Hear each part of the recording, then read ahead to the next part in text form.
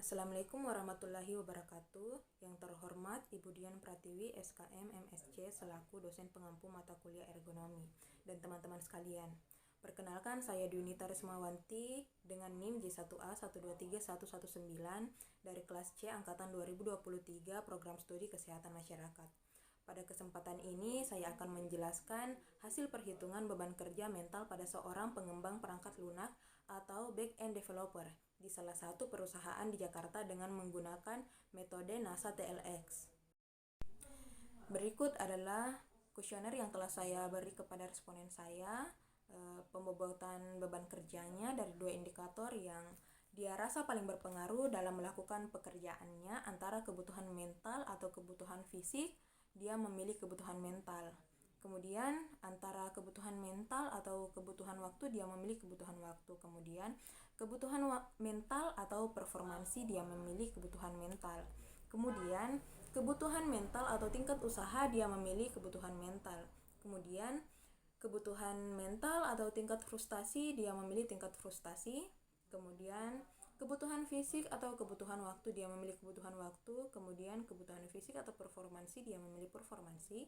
Kemudian kebutuhan fisik atau tingkat usaha, dia memilih kebutuhan fisik. Kemudian kebutuhan fisik atau tingkat frustasi, dia memilih tingkat frustasi. Kemudian kebutuhan waktu atau performansi, dia memilih kebutuhan waktu.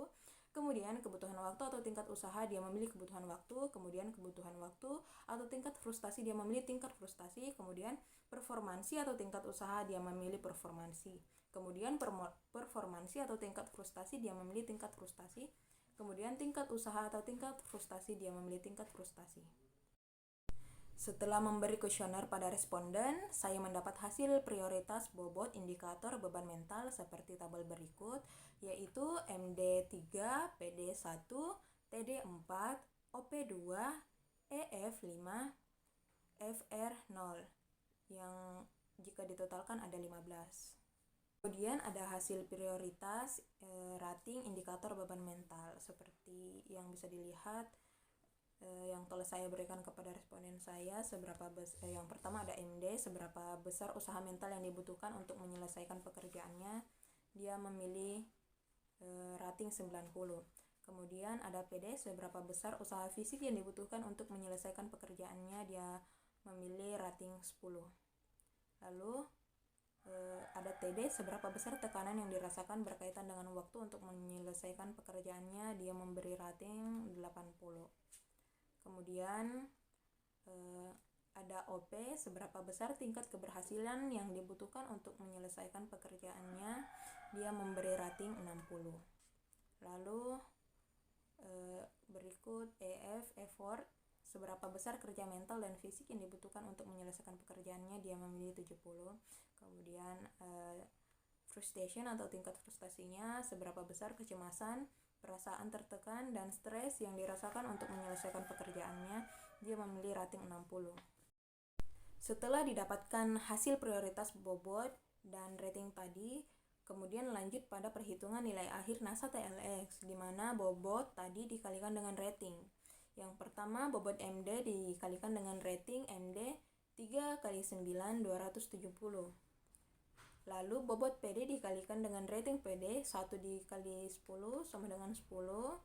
Lalu bobot TD dikali dengan rating TD 4 kali 80 sama dengan 320. Lalu bobot OP dikalikan dengan rating OP 2 kali 60 sama dengan 120.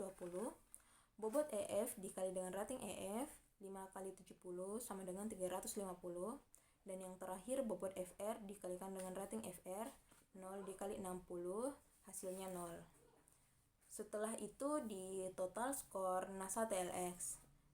Hasil dari perkalian tadi dijumlahkan keseluruhan, di mana 270 tambah 10 tambah 320 tambah 120 tambah 350 tambah 0, yaitu didapatkan hasil 1070.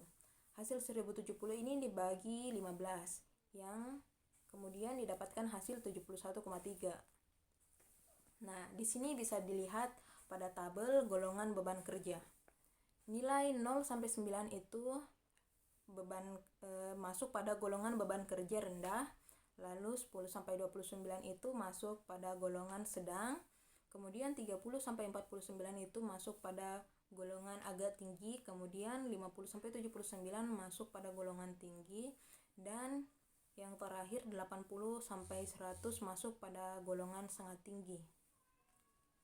Berdasarkan hasil perhitungan NASA TLX, dapat disimpulkan bahwa beban kerja yang dirasakan oleh responden saya sebagai seorang back-end developer termasuk dalam kategori sangat tinggi, karena di sini hasilnya 71,3 itu masuk pada kategori tinggi. Hal ini mengidentifikasi bahwa responden saya menghadapi tuntutan kerja yang cukup berat, terutama dalam hal beban mental atau mental demands dan usaha yang diperlukan. Mungkin itu saja yang bisa saya jelaskan.